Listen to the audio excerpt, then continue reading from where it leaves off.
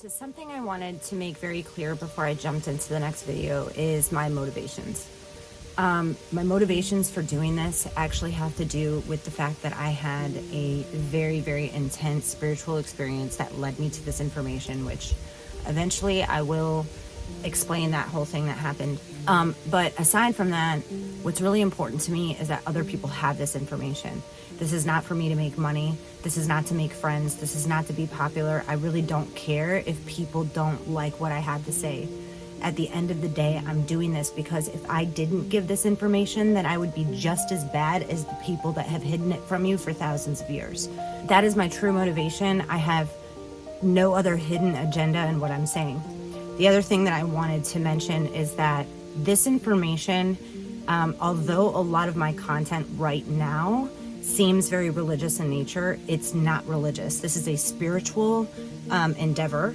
And the reason why there is so much focus on the religious aspect of things is because religion has been the main culprit in covering up the truth and covering up the information that I'm trying to expose. Understand that first. So it is important that the religious aspect is touched and that we understand its place in all of this, because it really kind of brings us to the information that eventually I will reveal.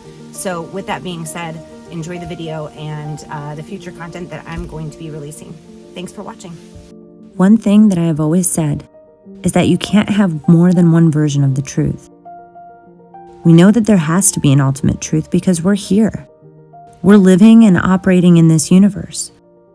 And that would not be possible without some sort of explanation. It's getting to that explanation that has proved to be a challenge for anyone who has attempted it. My argument here is that religion was created based on the same fundamental truth that has been the base of every religious, spiritual, and philosophical practice. If there is only one truth, then why do we have over 4,000 recognized religions? The Christian gospel alone has had over 40 authors. 30,000 edits have been made to that gospel, and over 1,000 translations. Not to mention that 22 books have been deliberately left out. The reality is that we have one very hidden truth and over 4,000 versions of it.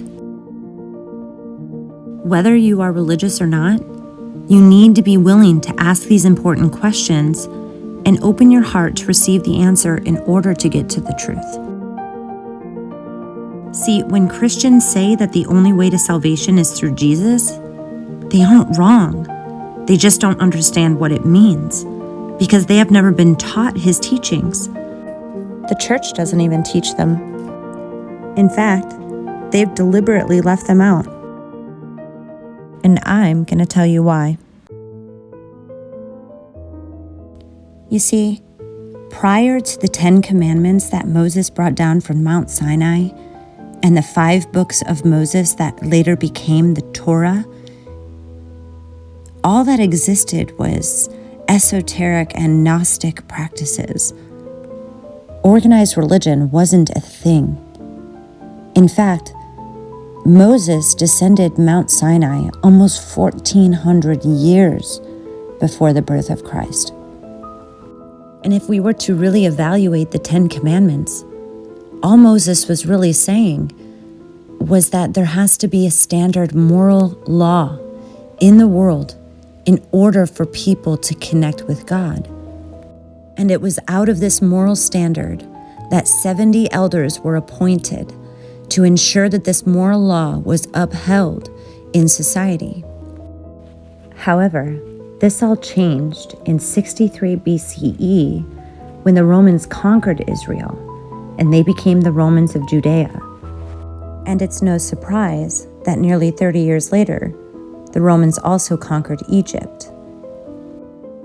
Anyone who studies ancient Egypt knows that the culture believed in enslaving the common people.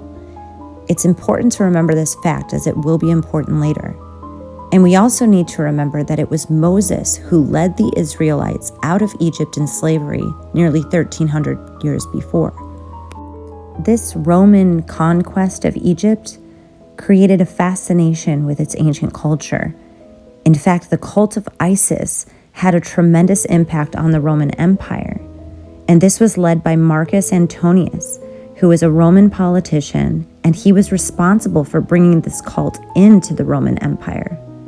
He also played a critical role in transforming Rome from a republic to an autocratic empire.